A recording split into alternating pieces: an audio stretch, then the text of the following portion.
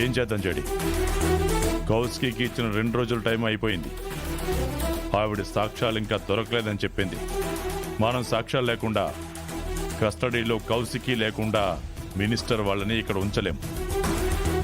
కానీ కౌశికి గారు సాక్ష్యాలని అమ్మలేదు సార్. ఆ రోజు రాత్రే ఎక్కడ ఏదో జరిగింది. నిసిక వాళ్ళు ఏమైనా తీసే ఛాన్స్ ఉందా, లేక యువరాజ్ తీసి మీనన్కిచ్చాడా?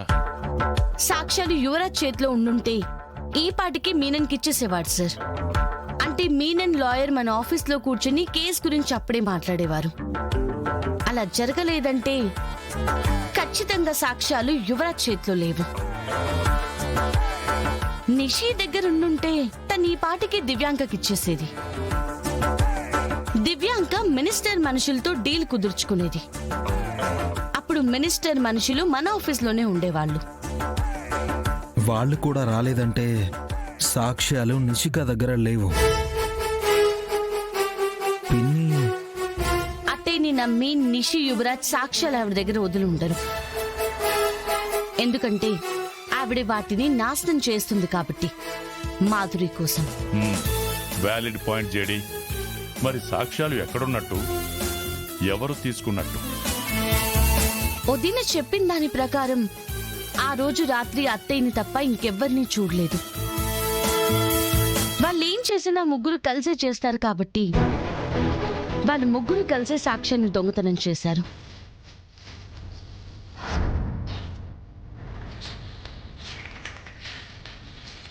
యువరాజ్కి సాక్ష్యాలు మీనన్కి ఇవ్వడం కన్నా, నిషికకి సాక్ష్యాలు దివ్యాంకకి ఇవ్వడం కన్నా మెయిన్ గోల్ వదినని పర్మనెంట్ గా కంపెనీకి దూరం చేయడం సార్. సాక్ష్యాలు కనిపించకపోతే మనం అరెస్ట్ చేస్తామని వాళ్ళకి తెలుసు సార్. అంటే మనం వదిన్ని అరెస్ట్ చేయడం కోసం వాళ్ళు సాక్ష్యాల్ని దాచిపెట్టారు. వదిన అరెస్ట్ అయిపోయి శిక్ష పడిన తర్వాత ఈ సాక్ష్యాల్ని దివ్యాంకకి తీసుకువెళ్ళిస్తాను. నిజంగా నజడి అక్క అరెస్ట్ కోసం ఇంత దూరం వెళ్ళుంటారా? వదిన కూర్చున్న కుర్చీ కోసం, వదిన చేతుల్లో ఉన్న పెత్తనం దక్కించుకోవడం కోసం వదిన్ని పిచ్చిదాన్ని చేయాలనుకున్నారు. అలాంటిది సాక్ష్యాలు బయటికి తీయకుండా కొన్ని రోజులు ఆగలేరా? జేడి చెప్తుంటే నాకు కూడా నిజమనిపిస్తుంది కేడి. వాళ్ళ మెయిన్ అజెండా డబ్బు మాత్రమే కాదు, పవర్.